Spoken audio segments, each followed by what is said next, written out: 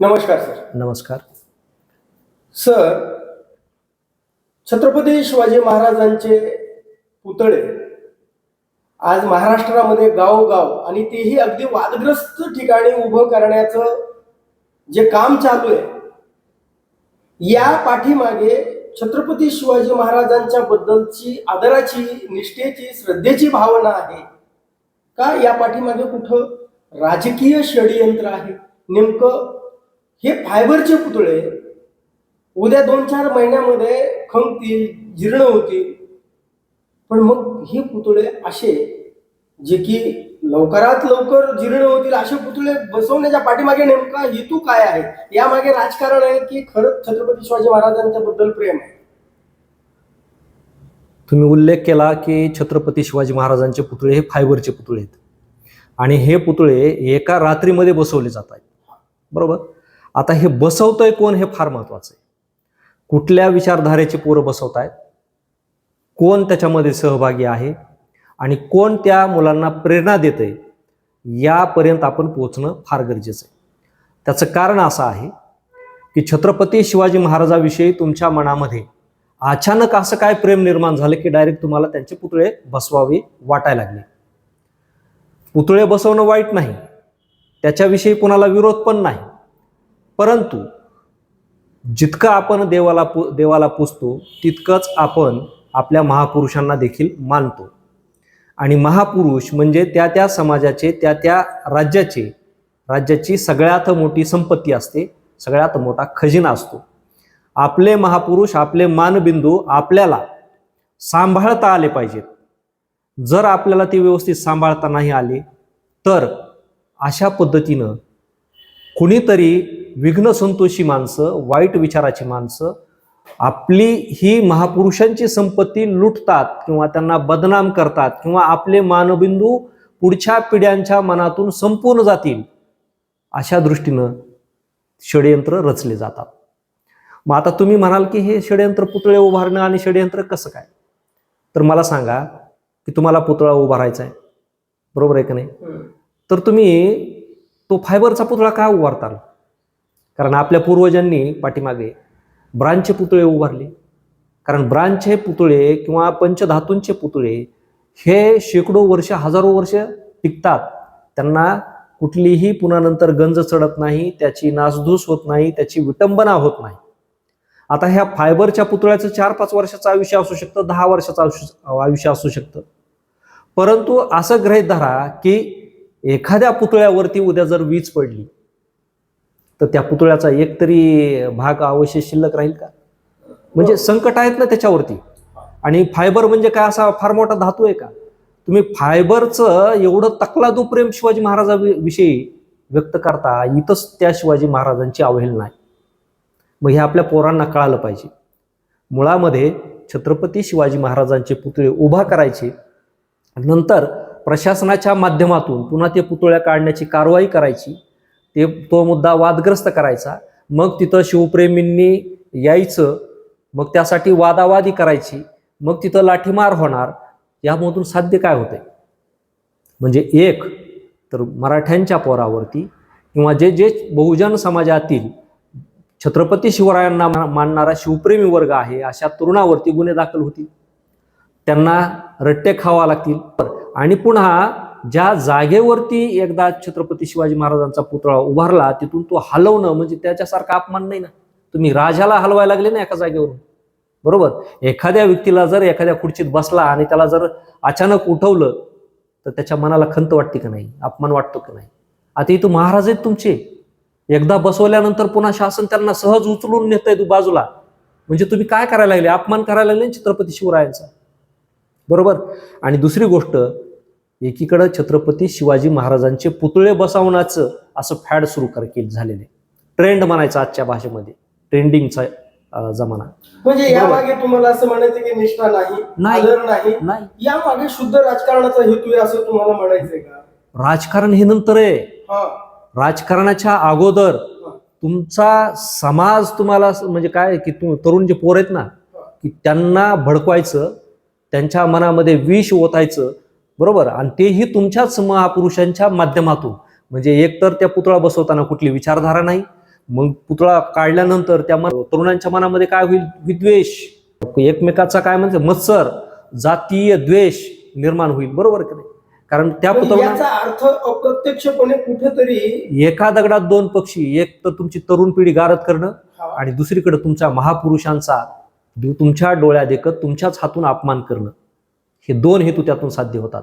कारण पूर्वी कसं असायचं? दगड मातीचे डोंगरांचे किल्ले असायचे महाराजांच्या काळामध्ये, बरोबर आहे का? ती सगळ्यात मोठी संपत्ती असायची. आज जर कुठली संपत्ती असेल तर ती आहे आपापले महापुरुष. महापुरुष हे आजकालचे गड किल्ले आहेत, आणि ते जर तुम्हाला सांभाळता येत नसेल तर तो समाज हरला, ती जात हरली, आणि त्या जातीच्या त्या समाजाचं नैतिक पतन झालं, त्यांचं सांस्कृतिक पतन झालं. हे यातून म्हणजे याचा अर्थ सरळ सरळ असा आहे की हे छत्रपती शिवाजी महाराजांच्या बदनामीचं षडयंत्र आहे असं तुम्हाला म्हणायचं. आणि हे आपल्या लवकर लक्षात येत नाही, बरोबर. आणि त्याच्यामुळं तरुणांनी इथून पुढं पुतळा जर बसवायचा असेल तर त्या पाठीमागे कुणी बी असो, परंतु जे खरे शिवरायांचे मावळे आहेत, खरे शिवप्रेमी आहेत, त्यांना कुणी जरी आतून फुनगी लावली किंवा कुणी जरी म्हणलं की आता आपल्याला ह्या चौकात पुतळा उभारायचा आहे, तर त्यांनी अगोदर गाव विश्वासात घ्यावं, गावातली माणसं विश्वासात घ्यावीत, ज्येष्ठ माणसांचा सल्ला घ्यावा. आणि जसं तुम्ही सप्ते घालता ना 10-10, 20-20 लाखाची, तसं एक वेळेस एका वर्षातून एकदा वर्गणी करा.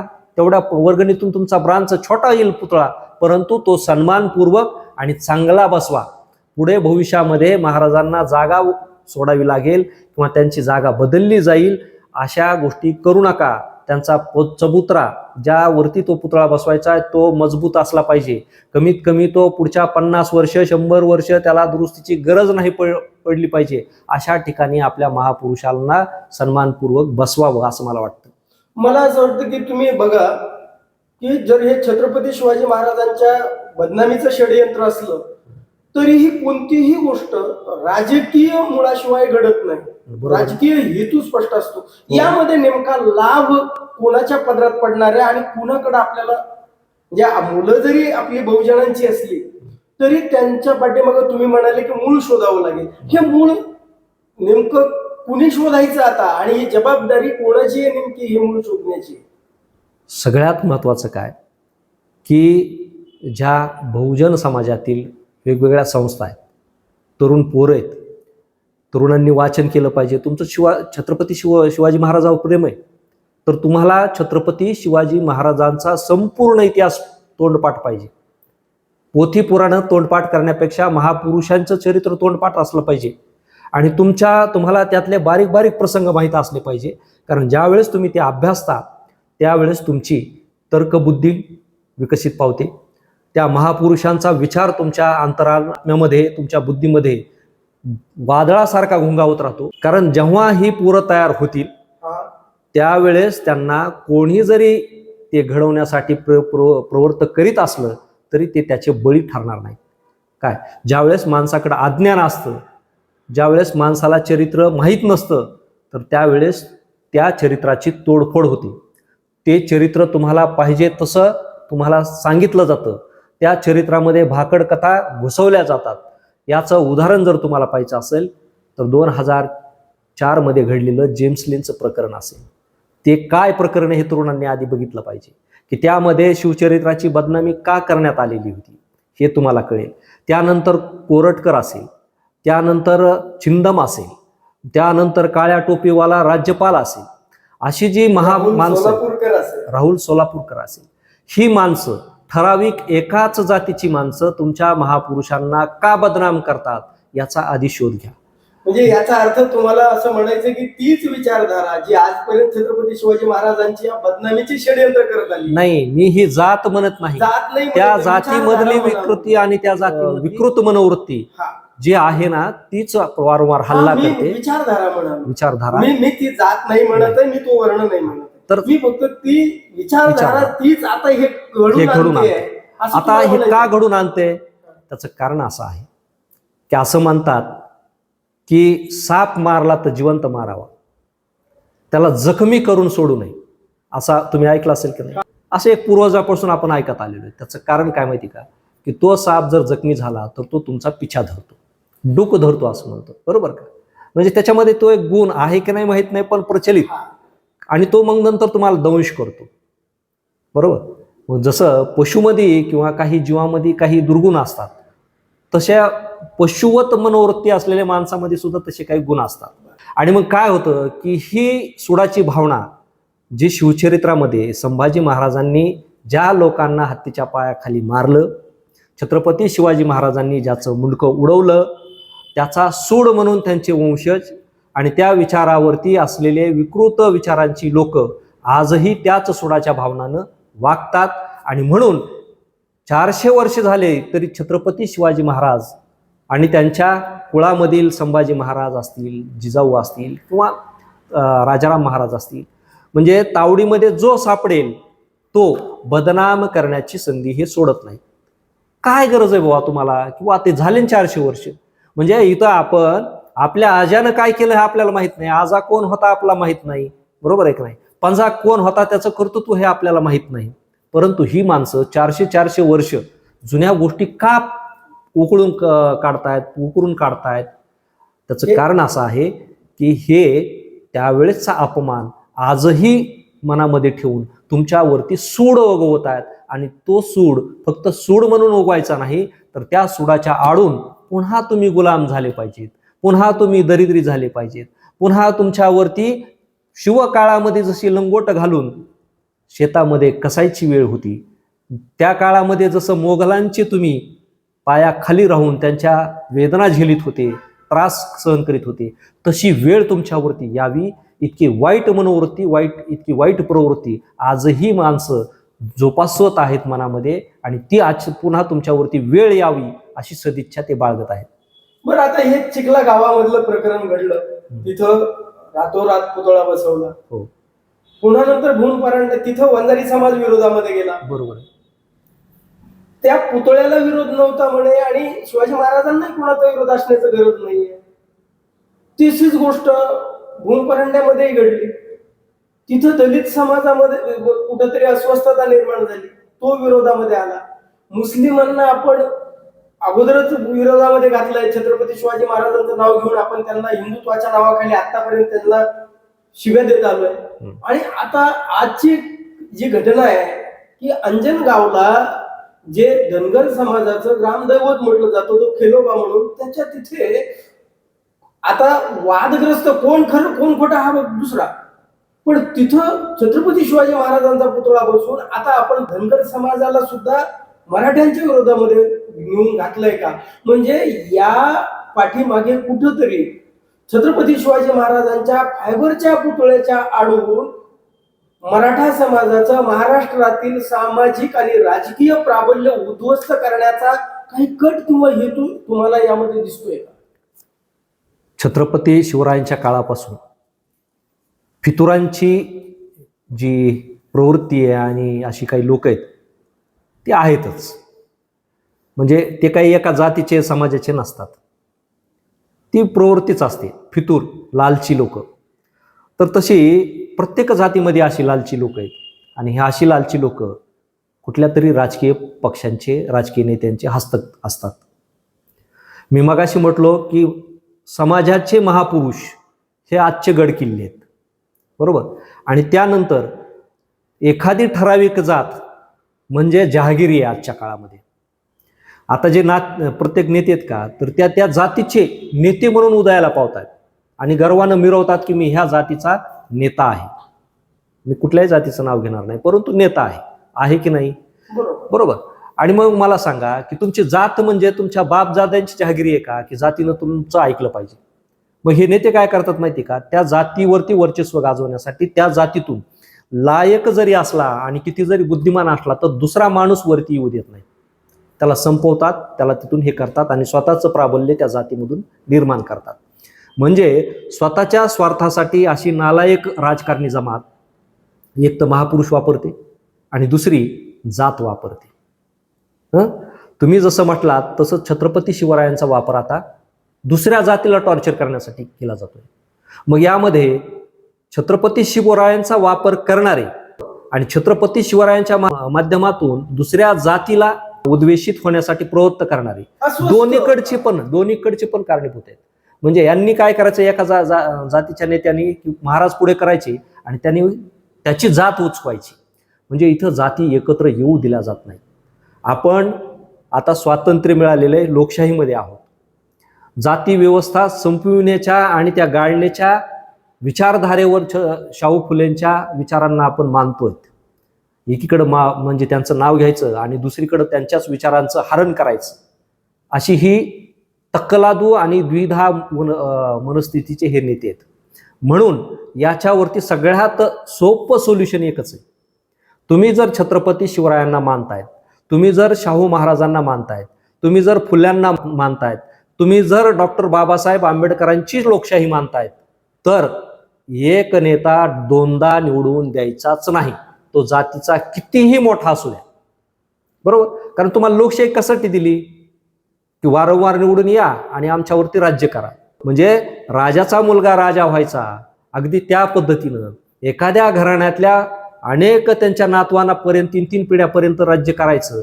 मग ही माणसं लायक आहेत की नाही, अभ्यासू आहेत का नाही, त्यांना समाज सुधारायचा आहे का नाही, याचं कोणीच बघत नाही ना. त्याचा पैसा बघितला जातो, त्याची सत्ता बघितली जाते. निवडणुका तर आजकाल पूर्ण बाटलेल्याच आहेत, पैशाच्याच जोरावर चालत आहेत. तर सगळ्यात महत्वाचं की जातीमधले जातीचे नायक असलेले नेते संपवा. समाज बरोबर एकत्र येईल आणि चांगल्या वळणावरती जाईल. कारण जात ही आमच्यामध्ये हे नेते वैर निर्माण करण्यासाठी आणि स्वतःचं राजकारण पुढे नेण्यासाठी आजकाल काम करतायत. मला सांगा, जर जातीचे नेते जर एवढे तुमचे जातीचे प्रेमळ असतील, जातीचे सुधारक असते, तर आज 40-50 वर्ष झालं काही नेते त्या जातीचं म्हणून मिरवतायत, तर मग त्या जातीतल्या लोकांवर मधलं दारिद्र्य संपलंय का? त्या जातीच्या लोकांमधल्या शेतकऱ्यांच्या समस्या सुटल्या आहेत का? त्या जातीच्या लोकांमधले त्या शिक्षणासाठी त्यांची वणवण थांबली आहे का? त्यांना नोकऱ्या मिळाल्या आहेत का? त्यांच्यामधली बेकारी संपली आहे का? मला सांगा की त्यातले एकही तुमचे मूलभूत प्रश्न सुटलेले नाही. मग जात म्हणून ह्या नेत्यांनी तुमच्यासाठी काय केलं हे आधी आत्मपरीक्षण करा. आणि या लोकांना आहेत ना, जातीमध्ये नवीन पिढ्या उदयाला येत आहेत, नवीन विचार उदयाला येत आहेत, नवीन जेनझींचं युग आहे, अत्यंत हुशार प्रगल्भ तरुण पोरं उदयाला येत आहेत. त्यांना येऊ द्या राजकारणात, नवीन लोकांना येऊ द्या. राजकारण म्हणजे तुमचा व्यवसाय नाही. राजकारण जर व्यवसाय आहे तर मग अशा व्यावसायिकांना तुम्ही संपविलं पाहिजे. कारण हे जर व्यवसाय असेल तर मग ती लोकशाही असू शकत नाही. त्यांचं जर हे करिअर असेल तर हे करिअर लोकशाहीमध्ये अपेक्षित नाही. अनेक नेते हे काय करतायत माहिती का? राजकारण म्हणजे माझं करिअर आहे असं वावरतात. माझं करिअर संपेल. तुम्ही ऐकलं असेल. अरे तुम्ही लोकशाहीचे पाईक आहात का तुमच्या व्यावसायिकरणासाठी राजकारणाचा उपयोग करून घेतायत? हे लोकांनी ओळखलं पाहिजे असं मला वाटतं. तुम्हाला निश्चित माझे काही बोल कटू वाटतील, तुम्हाला काही माझे शब्द रुचणार नाही, परंतु हे आजचं वास्तव आहे. आणि तुम्ही जर बदलले नाही तर पुढचा काळ कठीण आहे. लक्षात घ्या. तुमच्या हातून जमिनी जाणार आहेत, तुमच्या हातून पाणी जाणार आहे, तुमच्या हातून अन्न जाणार आहे, आणि आरोग्य सेवा आणि शिक्षण व्यवस्था तर आजच गेलेली आहे.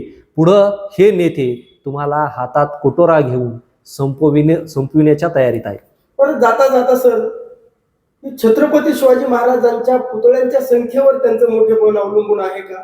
आणि जर ते नसेल तर तुम्ही हे जे तरुण आहेत त्या तरुण पिढीला छत्रपती शिवाजी महाराजांचा काय संदेश द्या की जो छत्रपती शिवाजी महाराजांचं सामाजिक ऐक्य किंवा त्या प्रतिमेला त्यांनी जोपासायला हवं, यासाठी तुम्ही थोडक्यात काय संदेश द्या? पहिला संदेश, छत्रपती शिवरायावरती सरकारचं जर प्रेम असेल तर सरकारनं छत्रपती शिवरायांच्या वतीनं दरवर्षी शिवजयंतीला एक भव्य अशी प्रत्येक वर्गासाठी, म्हणजे शालेय विद्यार्थी, महाविद्यालयीन विद्यार्थ्यांसाठी एखादी सामान्य ज्ञान स्पर्धा शिवचरित्रावर ठेवावी. आणि त्याच शिवचरित्रामधून त्या स्पर्धेत जे विद्यार्थी गुण मिळवतील, प्रावीण्यात येतील, त्यांना त्यांच्या नावानं शिक्षणासाठी भरघोस अशी शिष्यवृत्ती देण्यात यावी. कारण छत्रपती शिवरायांनी शेवटच्या कार्यकाळामध्ये शिक्षण आपल्या राज्यात मुलांना मिळावं म्हणून रायगडावरती छापखाना आणण्याचा आणि पुस्तक निर्मितीचा संकल्प त्यांनी केलेला होता. त्यांचा शेवटचा संकल्प सरकारनं पूर्ण करावा. आणि दुसरी गोष्ट की ज्या मुलांना, विद्यार्थ्यांना छत्रपती शिवराय आपल्या खरे आदर्श वाटतायत, तर त्यांनी एक काम करावं.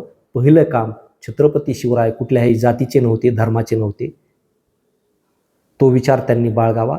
दुसरी गोष्ट, छत्रपती शिवराय हे कोणावरतीही दाबदडप करणारे, गरिबांना लुटणारे किंवा महिलावरती अत्याचार करणारे नव्हते, बरोबर. आणि मग त्यांचा दुसरा विचार आचरणात आणायचा असेल तर दुबळ्यांना मदत करा, महिलांना माता भगिनी माना.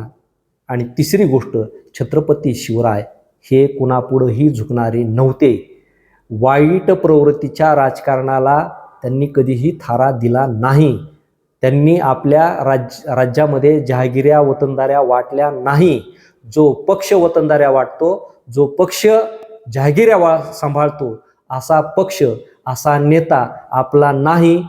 त्या पक्षाला, त्या नेत्याला आपल्या आयुष्यातून काढून टाकणे आणि मानवता रुजविण्यासाठी जो व्यक्ती या विचारावर येऊन राजकारण करत असेल, मग तो पक्षाचा असो अथवा नसो, तो आपला शिवरायांचा मावळा आहे असं समजून त्याच्या पाठीशी आपण राहिलं पाहिजे, असं मला वाटतं. धन्यवाद. धन्यवाद.